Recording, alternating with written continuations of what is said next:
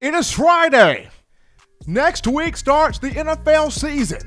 We get more college football as week one of the college football season starts tomorrow. So many things going on right now. I am excited, but I'm more excited to have each and every last one of you locked on to the hottest show on the streets, the number one forum for Crimson Tide football news, notes, and information. That being in my own words with yours truly, Stephen Smith of Touchdown Alabama Magazine. Excited to have every last one of you here as we're doing this always from Tuscaloosa, streaming the show via YouTube. Speaking of the channel, go ahead right now, give a thumbs up, give a like on the show, hit that subscribe button, turn all of those notifications on so that way you can have the best in alerts, commentary, and entertainment on your Crimson Tide. We're not only coming to you just through YouTube, but Facebook as well. So everybody in Facebook world, all my Facebook people out there streaming this to you also. It's always great to have the man, the myth, the legend, the maestro, John Ivory in the production studio laying down the beats on this Friday, bringing us in to the show. And we want you being a part of the conversation. Absolutely. We want your energy, your phone calls, your enthusiasm. What are you feeling about and discussing Tide football? And you can do this by calling 205-448-1358. Once again, 205-448-1358. And one more time, 205-448-1358. The number to call in to let your voice be heard on the show. Crimson Tide in week 3 here of fall camp, and with being 22 days away from Alabama football, aside from Mark Ingram being the best to ever wear number 22, you look at guys like Christian Jones, my man DJ Hall wore number 22, Ryan Anderson wore number 22, Johnny Musso, the Italian Stallion, wore number 22. Just quite a few great players wore that number. Najee Harris currently wearing that number right now. We're also 3 weeks away from Tide football. Some great players that wore number 3. Trent Richardson wore number 3. Calvin Ridley wore number 3, and also the great kicker Van Tiffin wore number 3. So 22 more days away from Tide football. Alabama taking on Missouri on Saturday, September 26th. 3 more weeks away from Alabama football. Got a couple of super chats to already shout out here. We got William Bryant dropping in that $24.99 via super chats. William Bryant, $24.99. And Senator Hines dropping in that $4.99 via super chats. We appreciate William and Senator for showing us that love here. But we got an awesome show, big time show. Got a lot to get into on today. And first and foremost here, people, we're dedicating this show to some things that Coach Saban mentioned in his presser on Wednesday. He talked about a lot of things, but we're going to pull out the main 3 things Coach mentioned and dedicating the show to those main 3 things here. So to start this off, in the first topic of conversation here, Nick Saban was asked, he was directed a question about, Coach, are there any players, have there been any guys, any student athletes that have thought about opting out of a 2020 season? Anybody has thought about not playing this year, opting out due to the coronavirus pandemic or due to trying to go ahead and declare for the 2021 NFL draft? Has anybody had any second thoughts, any second ideas, any second guessing? Has that been a conversation within the locker room about opting out for the 2020 season? And Coach Saban basically said, look, our guys committed.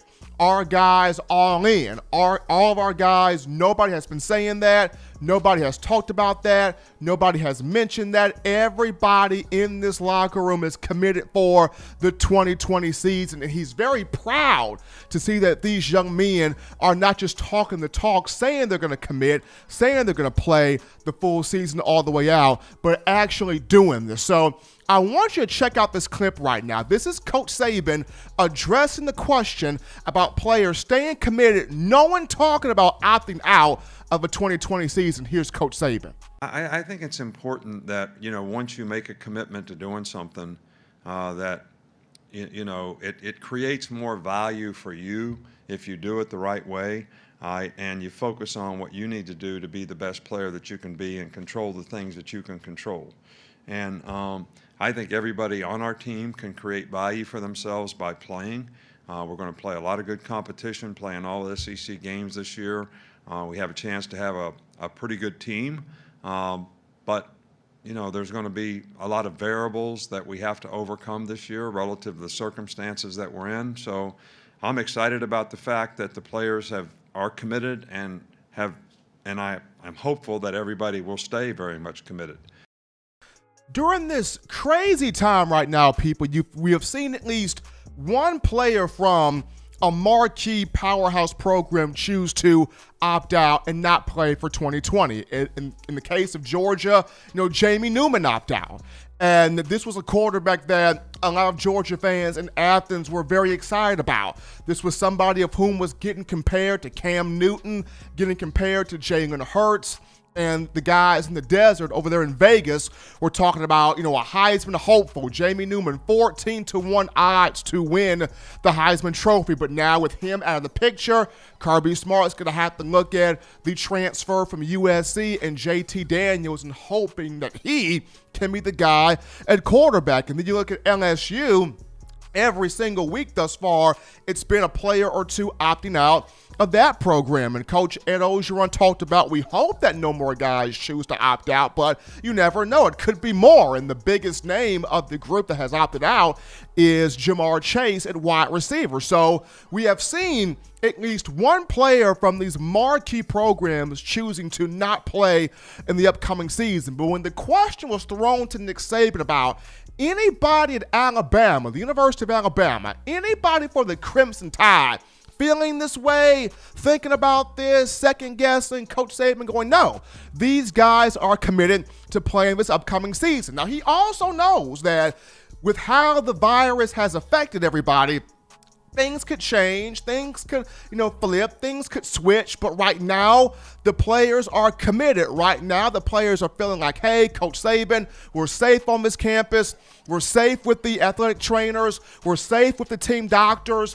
we're safe with the new strength staff, we've been doing the right things in our own personal bubbles. Coach Saban, we are rocking with you, and we are rocking with the season. We want to play.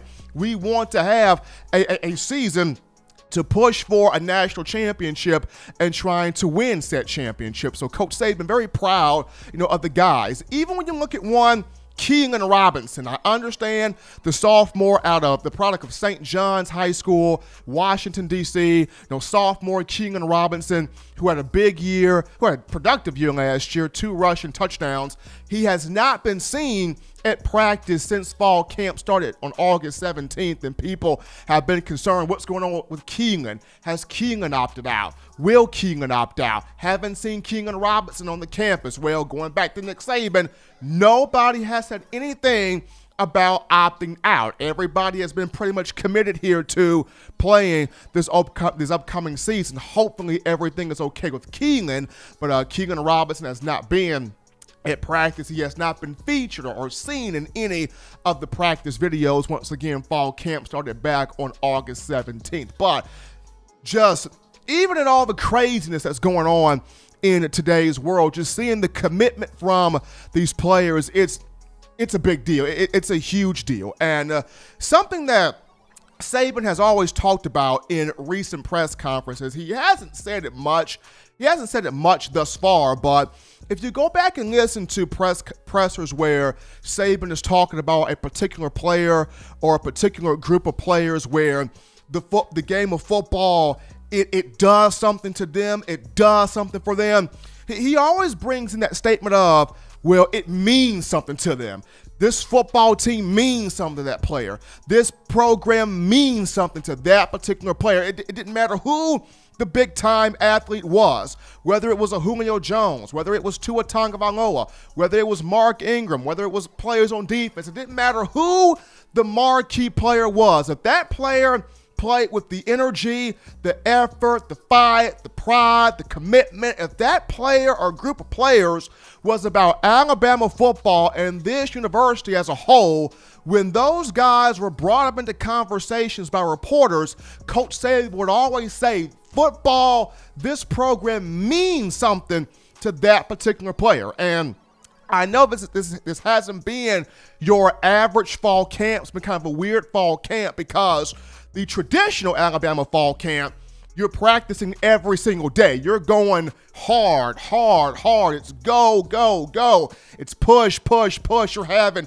2-a-days and 3-a-days, and you're practicing every single day, a fall camp. This fall camp is a bit different with everything going on. And, part of the reason why Alabama has been able to remain healthy, knock on wood, it continues that way. But part of the reason why Alabama has remained healthy and has been the healthiest it's ever been in camp for the Crimson Tide and Saban's tenure, the number one reason, of course, the hirings of David Ballou and Dr. Matt Ray. Both of those two have been phenomenal. But the second reason is they're not having to go this fall camp. It's been, you practice one day, you get 2 days off, you practice the next day, you get 2 to 3 more days off, you practice the next 2 days. It's been some breaks in the middle of these practices, and what those breaks have done, it has allowed the body of these players to calm down, to relax, to get back to that natural state, because when you're going, you're exhausting energy, you're exhausting muscles, you're exhausting tendons, you're exhausting a lot of parts of the body. So when you're able to have those couple of days to kind of calm down, settle down, get your body back to that normal temperature, kind of relax, get that conditioning, get that treatment in, that proper treatment in, and having your body heal correctly, it does wonders. There's a lot of great things. So not having the typical fall camp has been great, for these guys. And I know Saban also mentioned on Wednesday that it's kind of difficult to gauge where the personalities are, where the characters are, where the chemistry is on this team in terms of the leadership traits, because you're not seeing this team have the traditional fall camp that we're used to seeing it have. And I get it from the standpoint of you don't really know what team you have until they take the field for the first game of the season and facing that real competition. But just for me, I look at the leadership on this team, and it's those guys that will pull everybody else with them. Even if they don't want to be pulled, the leadership on the team will pull everybody else with them. Case in point, it kind of goes back to an analogy that the guys like Todd McShay, Mel Kiper Jr., Bucky Brooks, Daniel Jeremiah, a lot of these draft pundits have when they discuss quarterbacks. There are 2 types of quarterbacks out there. You have the trucks and you have the trailers. The trucks are the guys that pull the team. They pull the players. They pull the coaching staff. They pull the organization. They pull the franchise into deep playoff runs, into Super Bowl championships. Versus the trailers, those are the guys that, unfortunately, the team has to pull them. The players have to pull them. The organization has to pull them. For the trucks, it's, we don't win the Super Bowl without you. We don't make the playoffs without you. You're the reason why we are where we are. For the trailers, it's, well, we won this in spite of you. We got this in spite of you. Could have done this without you, basically. And along with this, it kind of goes back to those Michael Jordan-led Chicago Bulls championship teams in The Last Dance documentary. Jordan found ways to pick the buttons of different players to get them to operate correctly. And when you look at the leaders of this Alabama team that came back, Devontae Smith could have went pro. He could have been a late first round, at least at the worst, within the first 5 picks of the second round. He decided to come back. Najee Harris could have went in the second round, but decided to come back. You have Dylan Moses. A lot of people felt like, hey, he didn't play last year, but his freshman and sophomore tape, good enough for him to get drafted. Dylan Moses came back. Alex Leatherwood came back. Landon Dickerson came back. Joshua McMillan came back. So all these guys back, all these guys committed, nobody opting out. This is an Alabama team that is gung-ho about pushing to a national championship, winning an SEC title despite having a tough 10-game schedule. Coach Saban very proud of the commitment being shown by everyone. But we take our first break here on the show. Don't touch that dial. Just getting it popping here on a Friday. Upon our return, we entertain your phone calls, your thoughts, your tweets, your texts, your chats, your questions, your thoughts right after this.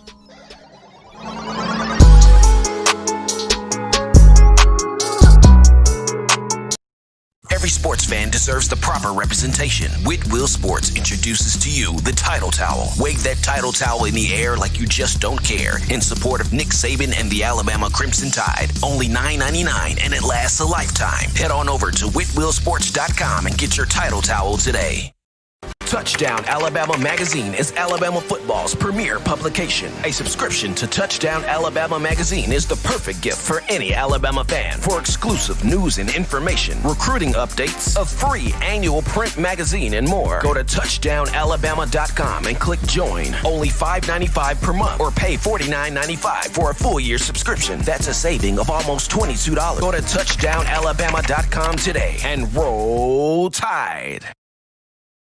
And we are back in from the break, folks, on the number one forum for Crimson Tide football news on a Friday. In my own words, with yours truly, Stephen Smith of Touchdown Alabama Magazine. And as always, Tide fans, be sure to give a thumbs up, give a like on the show, hit that subscribe button, turn all of those notifications on so that way you can have all the news, notes, updates, and analysis on your Crimson Tide. But before we take your phone calls, once again, it's your time, Tide Nation, 205-448-1358. The number to call in to let your voice be heard on the show, 205-448-1358. Got some super chats to shout out here. Marcus Davis dropping in that $9.99. Appreciate that, Marcus Davis, that $9.99. Via the super chats. Another one of our faithful listeners, Dallas Schwartz. Dallas Schwartz coming in with $20 smooth. So we appreciate Marcus Davis and Dallas Schwartz there for the love. But we take our first call of the evening. It's my man Waylon. Waylon, what's going on? Happy Friday to you. It's Friday, Labor Day weekend on TDA. What more do I need to say? Tell me, Stephen, what's going on down at TDA today and on Labor Day weekend? Lay it off to me. I mean, it's going good. It's going smooth right now. Now, of course, this Saturday was supposed to have been Alabama USC. I know, AT&T Stadium in Texas, Jerry World. I was set for it, but coronavirus came in. It's all good. Bama will still have first game of the season on the 26th against Missouri, but Fall camp has been fantastic. Players have been staying healthy. Players look good out there on the field. I know on tomorrow, Saban and the team will have kind of a walkthrough, not necessarily a scrimmage, but kind of a walkthrough type of practice as it gets ready to go into week 4 of fall camp. But week 1 of college football starts tomorrow.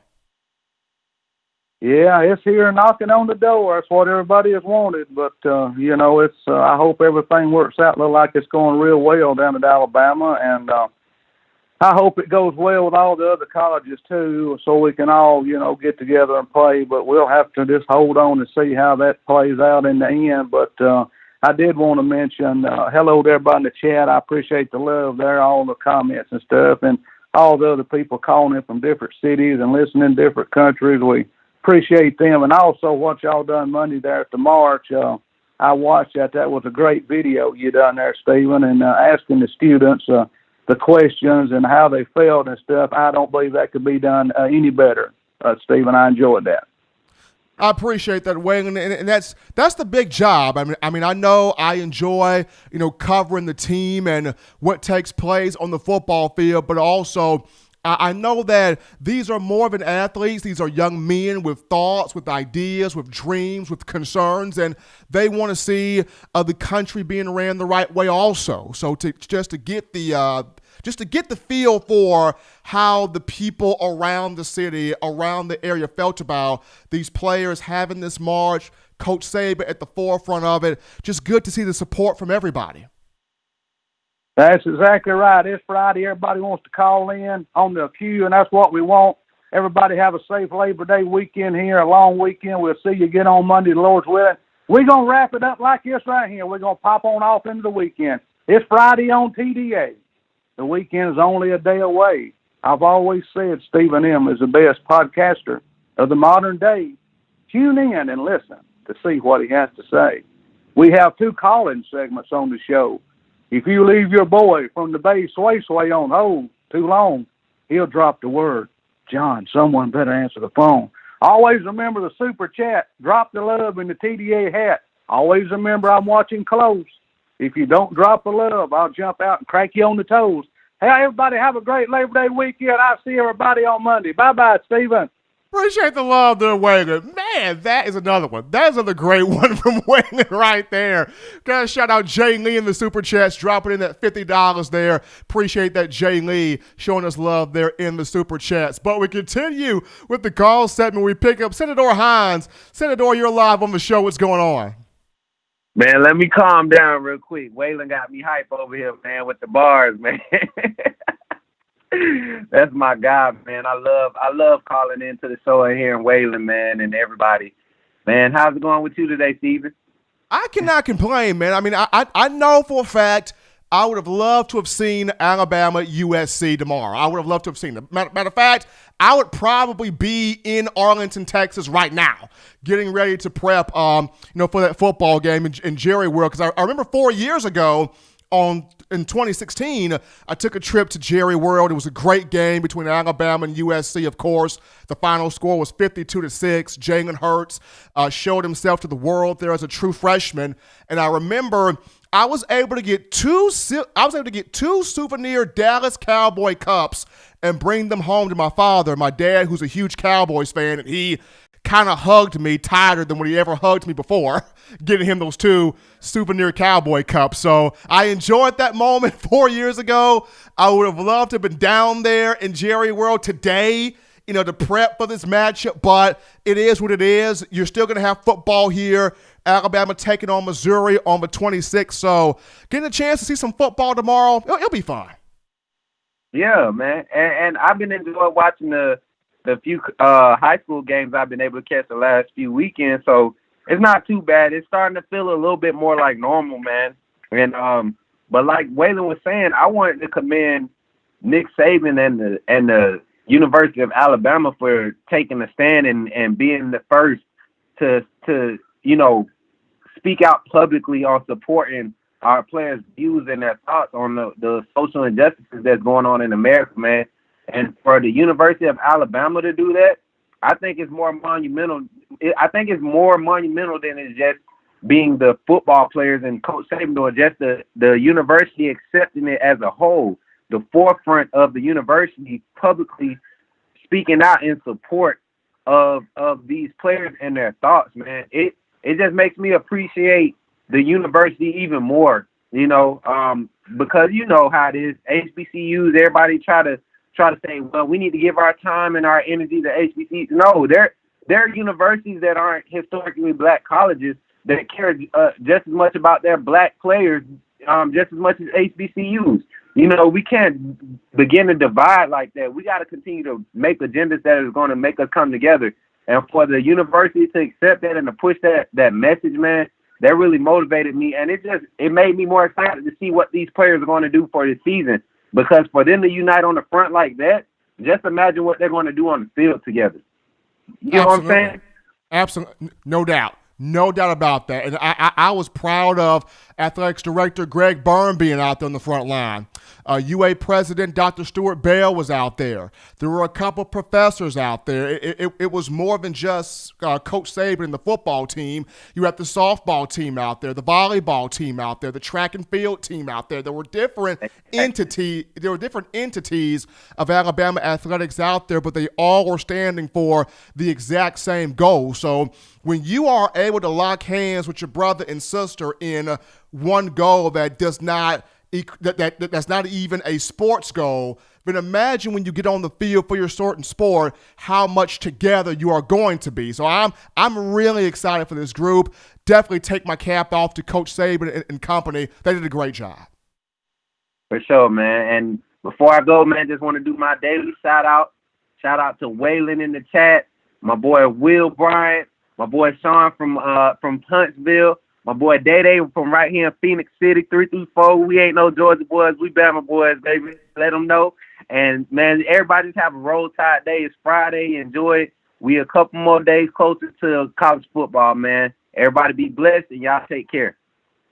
Absolutely. Appreciating the love there from Senator Hines, always giving us a fantastic call here on a Friday. And we want you to let your voice be heard also. 205-448-1358, but I'm going to call in.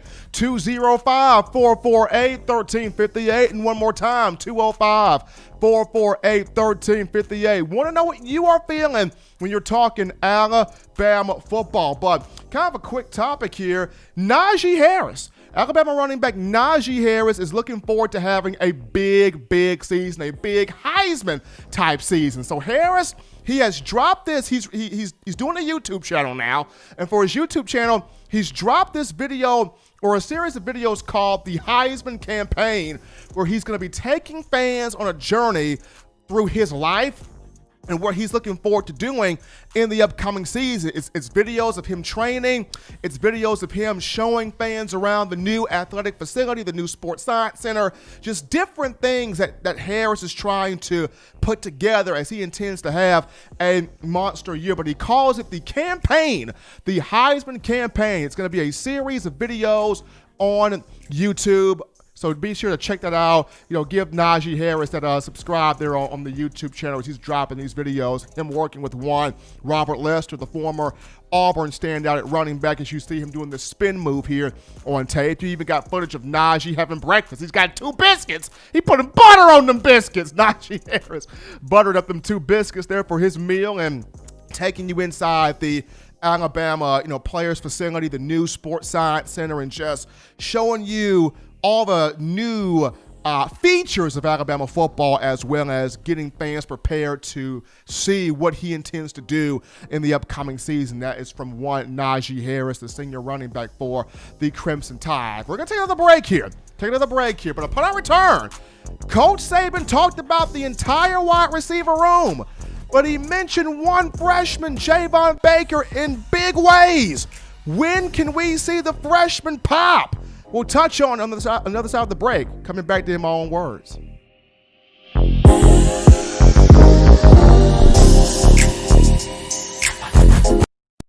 If you want delicious home-style cooking, sushi, and hibachi, check out Otoro Hibachi in the University Mall in Tuscaloosa, Alabama. At home and you can't get away from the TV because the Crimson Tide is about to score? Don't worry, delivery is also available through Waitr and Crimson2go. That's Otoro Hibachi in the University Mall in Tuscaloosa, Alabama. And make sure you let them know the good folks at Touchdown Alabama sent you.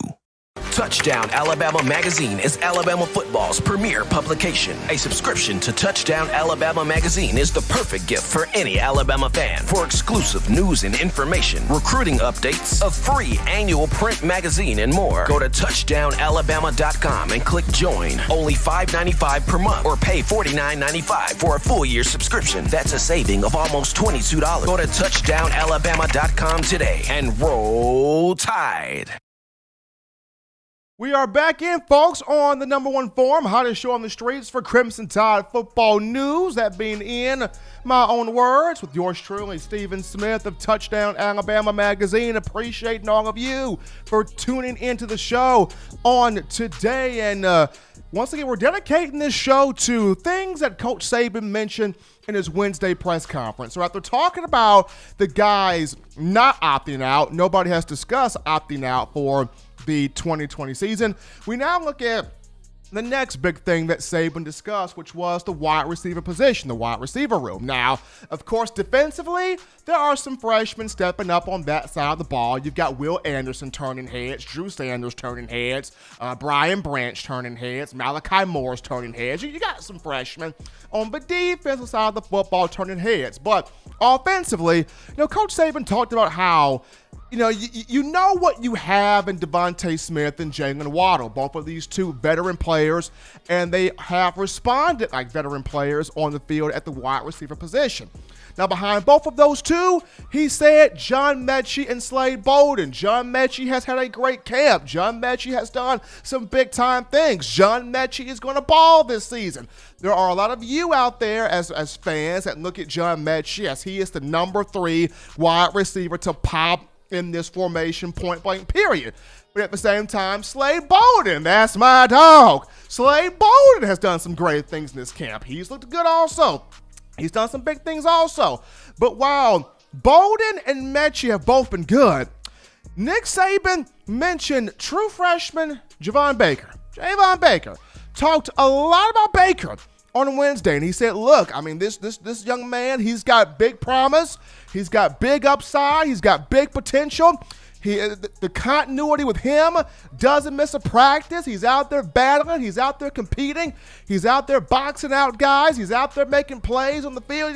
There's a lot of things Nick Saban has been saying about one Javon Baker. This does not mean that Mechie has fallen off or that Bolden has fallen off. Both of these two guys are going to definitely get on the field and ball, but this just means the real competition is even at wide receiver when you got a freshman, getting this type of love here from, head coach Nick Saban. Now, the question here is, if Javon Baker does pop, right? If this is his moment, the young man from Georgia, if this is his moment to pop, at what point could it potentially come, right? Because for a lot of freshmen here, you figure out if they're going to be good or not within the first couple of days of fall camp. And that's because there's a lot of chatter. There's a lot of conversation about that particular freshman. I mean, for me, throughout fall camp thus far, when I talk about the wide receivers, just about every practice in which I'm speaking to credible, respectable, sources, people inside the program, the response that I always get back is, Steven, Baker's doing this, Baker's doing that, Baker, man, Javon Baker this, Javon Baker that. They're not going to keep him off the field. He's that good. And it's like every single practice, you're hearing something about Baker from within the program. And when you hear that, when that's going on, you almost have to ask yourself, at what point can we see this young man pop and really, really, truly do something? Because of the fact that at Alabama, there's been a lot of big freshman players, whether offensively or defensively, that come through this program. But since we are talking about Baker, and since Baker plays on offense, and since he plays at wide receiver, there have been there have been quite a few freshman receivers that have come through this program that have been just absolute monsters. They've been dogs. They've been special. They've been just different in terms of playmakers on the field. And 2008, even with that being the dinosaur offense compared to what we're seeing now with Steve Sarkisian calling the shots, Julio Jones in 2008 was different.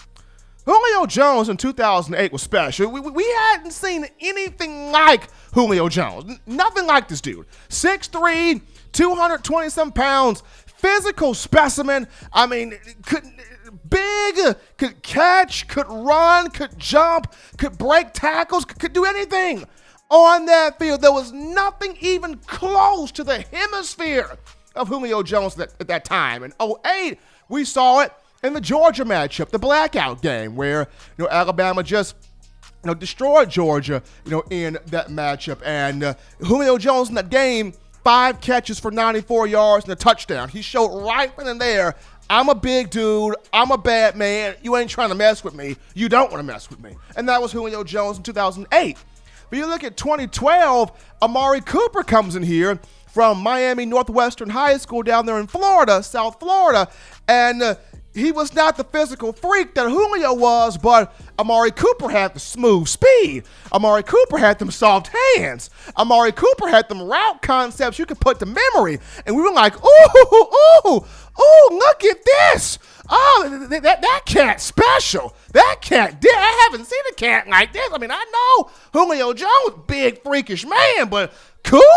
I haven't seen anything like this cat before. And Amari Cooper showed you in 2012 against Ole Miss, 8 catches for 84 yards, 2 touchdowns. And then he came back against Tennessee and had a big performance that game. 7 catches for $162, and 2 touchdowns. But then you look at the SEC championship game that year against Georgia. I mean, he caught the 45-yard touchdown pass from A.J. McCarron, and then he just freaking mossed Bakari Rambo on a play, just took Bakari's lunch and cookies and juice box from that dude when he just caught the pass over the Bakari Rambo's head. And then the national championship game against Notre Dame, just Amari Cooper went stupid in that game as well. But that was 2012. And then 2015 brought us a freshman in Calvin Ridley from Florida. And though he kind of had the same mindset as Amari Cooper had in terms of the body structure, the size, the route running, Calvin Ridley brought some extra. He was juke moving with it. So we was like, oh, hold on. We haven't seen this before. We saw Big Julio. We saw Smooth Cooper, but we haven't seen no jukeness. Look at jukeness Ridley out here. Look at this. And, Calvin Ridley against Georgia, 5 catches, $121 touchdown. Evan Calvin went up against Michigan State in that Capital One game, not Capital One, the Goodyear Cotton Bowl with nuts in that matchup. So Calvin Ridley came through as a freshman doing this thing. And then 2017, you had a crop of receivers, the best receiving core Alabama's ever recruited, with Jerry Jeudy, Henry Ruggs III, and Devontae Smith, and all 3 of those guys brought something different to the table. Jerry Jeudy not only had the juke moves, but he had the dead steak leg there. Put that dead steak leg on defensive backs, getting them out the way, getting up and down the field, busting in and out of his routes. You had Henry Ruggs, just the pure speed. If you let him get going, you're not going to catch him. And then you had Devontae Smith that had just the combination of toughness, of speed, of athleticism, of just clutch hands, big plays, game-winning touchdown catches. And, all 3 of them brought something different, but together, those guys were an absolute force. And then 2018, Jalen Wall, the human joystick, he brought something different to the table as well. So all of these guys, as freshmen, you knew within the first couple of days of fall camp something different about this cat. I can't put my finger on it, but something is different about this brother right here. Something is different about this player right here. Something is very exciting about this player right here. And though we love the older guys, the experienced guys, the veteran players, it's just something about a freshman that comes in here and draws so much attention. We're looking at it, we're going, we want to see that guy on the field. Case in point, with Bryce Young at quarterback. I mean, Mac Jones is highly capable, more than capable of taking this team to a national championship and winning it. But you have a lot of people that say you can't just look away from Bryce Young. Like, that guy, I can't wait to see that guy, on the football field. And it's the same thing here with the wide receivers. John Mechie is going to be a beast. John Mechie is going to be a flat-up dog. Like, I'm the one that said this is Calvin Ridley's Canadian twin, and I'm not coming off of that. I will die on a hill from that statement. Slade Bolden, that's my dog right there. That is my dude right there. But for Nick Saban to say what he had to say about Javon Baker, it's at what point can we see this young man pop and pop for real, for real? It's kind of like, those NBA teams that have the big 3, and while all 3 players are important, the camera is always centered around one particular guy. Music groups the same way, the Jackson 5. Everybody in the Jackson 5 was talented, but that camera just stayed on Michael. What Michael gonna do next? When that spin move coming, Michael. When that glove coming, Michael. What you gonna do next, Michael? The camera stayed on Michael Jackson. Even when you look at, Destiny's Child, Kelly Rowland, that was my chick. That was my girl right there. Michelle Williams, that was Bae too. But the camera always stayed on Beyonce, and Queen Bee was always in the middle of the group. The camera always stayed on her. It was being able to not just get the attention, but to also keep that attention, keep people occupied on you. So for Javon Baker, how quickly can he pop? If this is his time, how quickly can he pop, number one? how quickly can he gain that attention?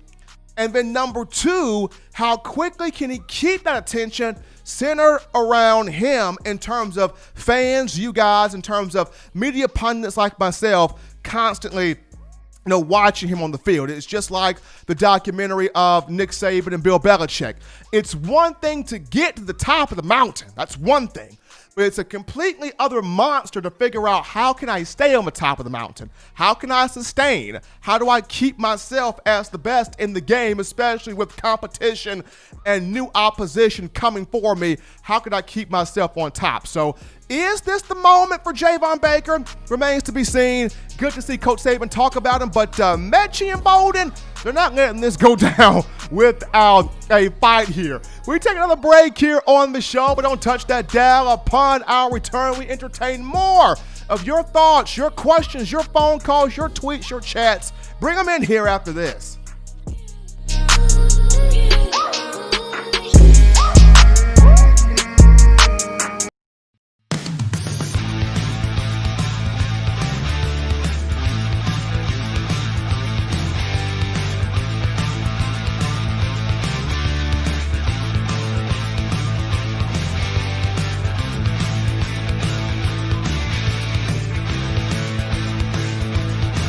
T-Town Menswear in the University Mall in Tuscaloosa.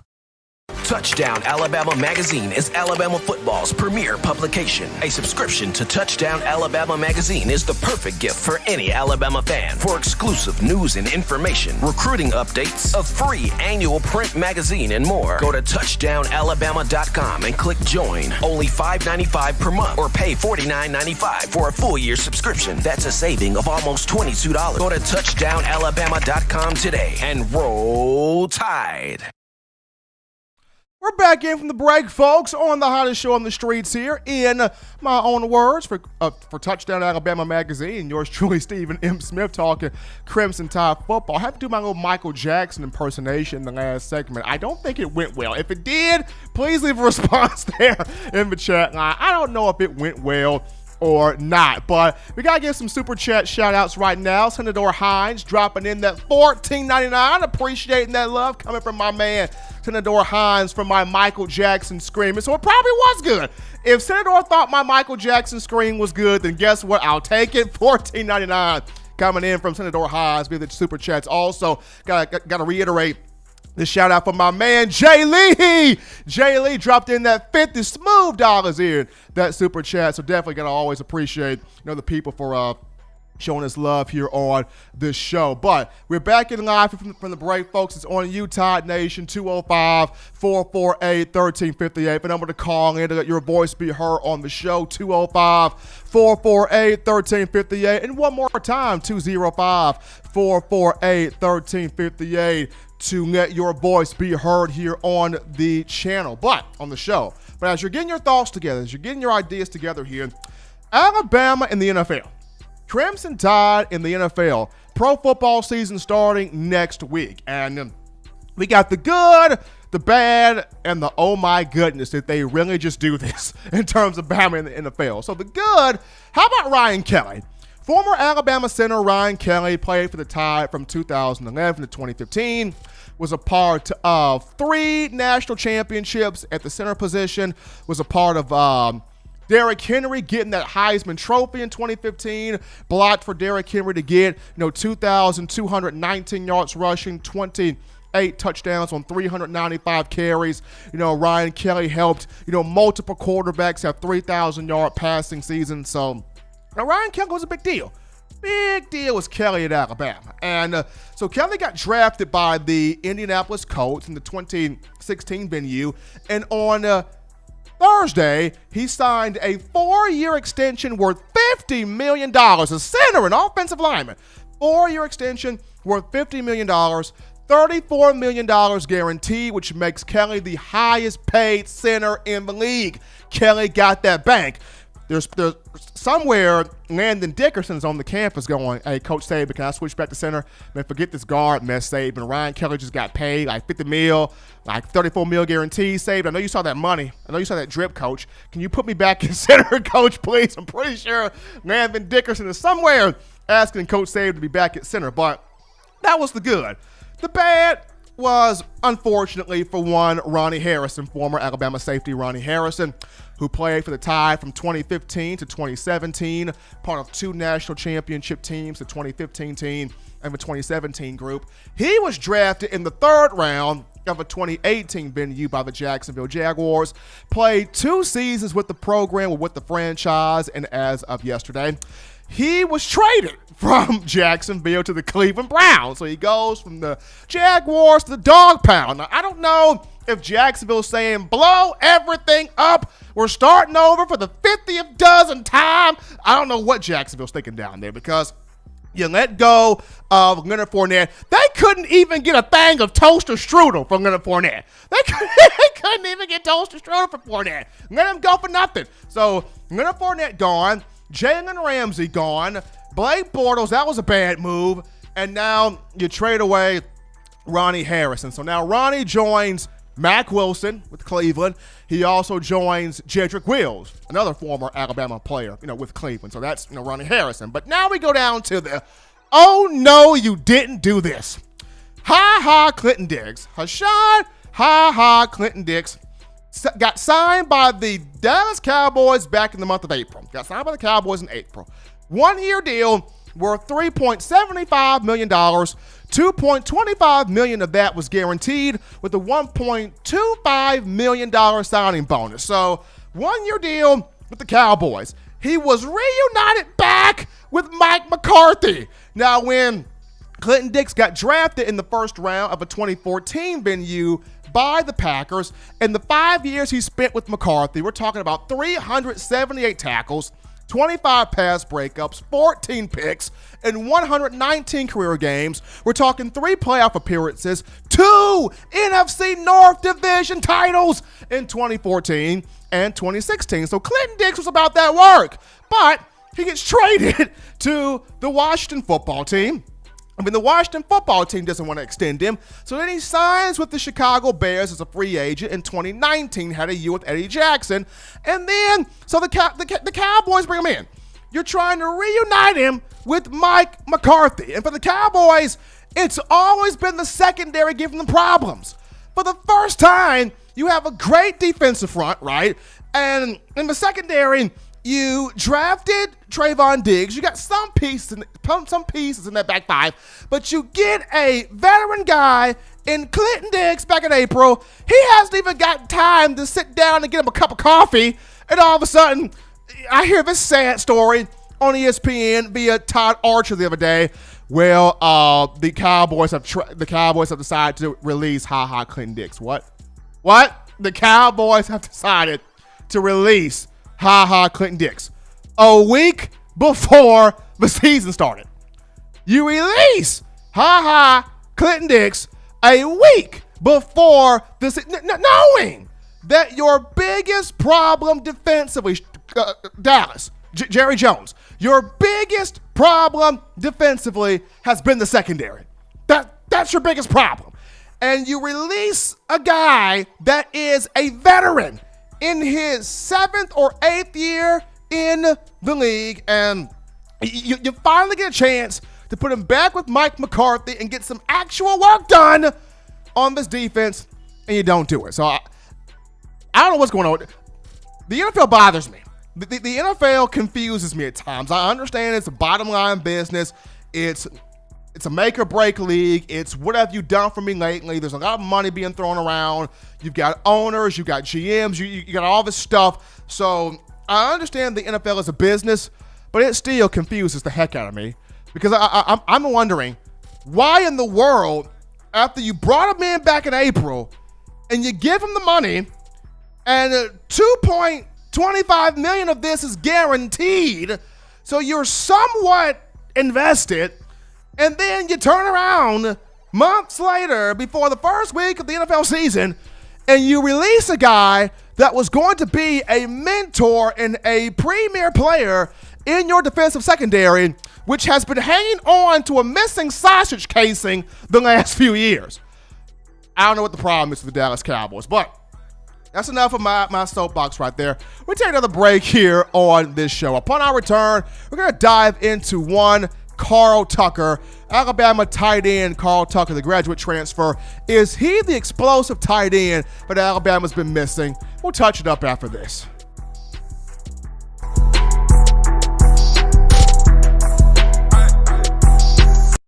If you're an avid Alabama Crimson Tide fan and you love to flaunt it, then show your Alabama Crimson Tide support by grabbing the All-Bama sneakers. They feature bold Crimson Tide graphics, so no one will be able to question where your allegiance lies. When you add these sweet sneakers to your Alabama Crimson Tide collection, go to stsfootwear.com and use the code TDAlabama for $15 off your purchase. That's code TDAlabama for $15 off your purchase. Go to stsfootwear.com and get your All-Bama sneakers today. Touchdown Alabama Magazine is Alabama football's premier publication. A subscription to Touchdown Alabama Magazine is the perfect gift for any Alabama fan. For exclusive news and information, recruiting updates, a free annual print magazine, and more, go to touchdownalabama.com and click join. Only $5.95 per month or pay $49.95 for a full year subscription. That's a saving of almost $22. Go to touchdownalabama.com today and roll Tide. Back in here, folks, to the action on the hottest show on the streets, number one form for Crimson Tide football, news, notes, and information in my own words with yours truly, Stephen Smith of Touchdown Alabama Magazine. Appreciating everybody for tuning in to today's show. Happy Labor Day weekend to everyone. Now, before we get into the final topic of conversation, got to remind you of TDAwear.com. That is TDAwear.com, where we got the We Want Football shirts and the Let Them Play shirts. If you are a diehard Crimson Tide fan, you eat it, you breathe it, you sleep it, you can't get enough of it, and you are in support of these athletes, and of course, head coach Nick Saban, we got the We Want Football shirts and the Let Them Play shirts at TDAwear.com. That is TDAwear.com. Now, we have other apparel with this. Do not want to pigeonhole you to just these two shirts. We got other apparel, but we encourage you. Check out the We Want Football shirts and the Let Them Play shirts, showing your support to the University of Alabama football program, the student athletes, and also us here at TDA. But getting into the final thing that Coach Saban mentioned on Wednesday in his press conference, and that was the tight end position. And I understand the star position in nickel in the secondary is one that Coach Saban mentioned as a position of need, and you got some guys battling out for that spot. But the other spot that is a position of need is the tight end position, for the Crimson Tide. And Coach Saban even talked about if we have to go to the transfer portal to pull somebody out, we will go to the transfer portal and do that. Now, this is not to say that Miller Forrestall and Jaleel Billingsley and Major Tennyson and Cameron Latu are just nothing. Those guys are, talented guys. But Coach Saban said, hey, if we have to go over transfer portal to pull a tight end, we'll do that. And henceforth, that's what happened. They pulled out Carl Tucker out of North Carolina, the University of North Carolina. Tucker at 6'2", 248 pounds. He has 38 games of experience. So he's got experience. Played for the Tar Heels from 2015 to 2019. The 2015 season, he was his redshirt year. He redshirted. Played from 2016 to 19, and he had 36 catches, 549 receiving yards, 4 touchdowns. Had some injuries in 2017 and 2019, but healthy now. Has been healthy throughout fall camp thanks to David Ballou and Dr. Matt Ray on the strength staff here for the Tide. And at North Carolina, they used him in different roles. I mean, he was on the inline blocking and catching passes. They flexed him out wide to catch passes. He made some one-handed catches, runs crisp routes, very powerful guy, strong guy, but a very athletic guy. And Coach Saban talked about, he's a powerful blocker. He's got great hands. He has picked up the offense rapidly, very quickly. His experience has been much needed for this team. He's got great hands, and Saban also said he will certainly, not probably, not maybe, not we'll think about it, but he will certainly contribute to this team in a very positive way, that being one, Carl Tucker. And when you kind of look at the evolution of tight ends here at Alabama, the evolution of that position. It all started back in 2008 with guys like Nick Walker and Travis McCall. Those were kind of your blocking tight ends. Now, they may slip out and catch a pass here or there, but they were primarily your blocking tight ends, the extension of the offensive line in the run game and in pass protection. And then in 2009, you had Colin Peake, who caught 3 touchdown passes, but still kind of known as more so of that blocking tight end. Preston Dow, sort of the same thing. 2010, caught 3 touchdown passes, but still kind of that blocking tight end. So then, 2011 and 2012, they started to introduce us to the pass catching tight ends. They still blocked, but have the softer hands in terms of pass catching and running routes, especially in the red area, the red zone. 2011 gave Alabama Brad Smelly, who had 4 touchdown catches. Brad Smelly was your tight end / H-back. Even 2012, you had big Michael Williams, who had 4 touchdown catches the 2012 season. He was great in the red zone. I mean, A.J. McCarron found Williams in the red zone just about every single time he looked in his direction. But then 2013 gave Bama Nation the first big 5-star real athletic tight end with big hands, that being one O.J. Howard, where this guy was built like Optimus Prime, but could run every route in the book, ran like a spooked deer, and just had great hands. And O.J. Howard, throughout his career, 7 career touchdown passes, a 1,000-yard guy, and of course, everybody, well, most of us feel like, Howard wasn't used to his full potential at Alabama. Wherever the reason that may be, it is what it is, but he brought in the big superstar tight end to the fold. And then 2016, here comes Irv Smith Jr. in the 2016 class. Now, Irv was a bit of a smaller guy. He wasn't as big as Howard was at 6'2", 242 pounds, but Irv, this guy was silky smooth. Throughout his career, 10 touchdown receptions. In the 2018 season, he was one of 5 guys to catch at least 40 passes from Tua Tagovailoa, 42 receptions for 710 yards and 7 touchdowns. He set the single-season school record for touchdowns by a tight end. So we've seen here kind of the evolution of this group. Now, Alabama missed in recruiting guys like Arik Gilbert, who's at LSU, and Darnell Washington, who's at Georgia, but they brought in Carl Tucker. And the question is Carl Tucker the explosive tight end? Is he the big play tight end that Alabama's been missing since, Irv Smith and O.J. Howard? And he has the capability. He has the potential. He has all the tools to be that big, explosive, big playmaking tight end. Going back to what Nick Saban mentioned, he will certainly have an opportunity to be a major, huge contributor, on this team. And, with his size, his body type, much like Irv Smith's was, Carl Tucker, once again, 6'2", 248 pounds. He's got the experience coming over from North Carolina. He's played in big games. He's got the numbers coming over from the Tar Heels, and when you look at just different players offensively that came to Alabama as graduate transfers, you had some success here. Some success stories. The first one that comes to mind is Jacob Coker. Jacob Coker came to Alabama from Florida State in 2014 at quarterback.